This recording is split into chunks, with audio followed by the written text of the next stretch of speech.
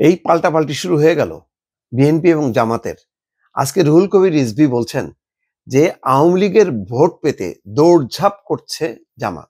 জামাত বলতেছে, ভাই মামলা মোকদ্দমা আমরা করিনি, বিএনপি করছে, আমরাই তোমাদেরকে সেফগার্ড দেব, সুতরাং তোমরা ভোট দাও, তোমাদের ভোট দিলে তোমরা নিরাপত্তা পাবা।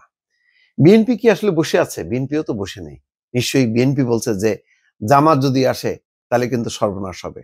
এখন প্রকাশ্যে তাদের আজকে মানে পাল্টাপাল্টি চলতেছে আর কি। আর আজকে তো দেখলাম যে তাহের সাহেব উপদেষ্টাদের ব্যাপারে 4-5 জন উপদেষ্টার ব্যাপারে পক্ষপাতিত্বের অভিযোগ আনছে। জানি না এখন পদত্যাগ দাবি করে কিনা।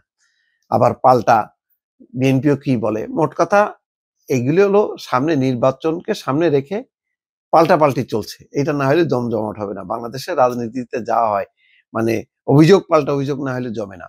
হয়তো তারই অংশ এটা। দর্শক।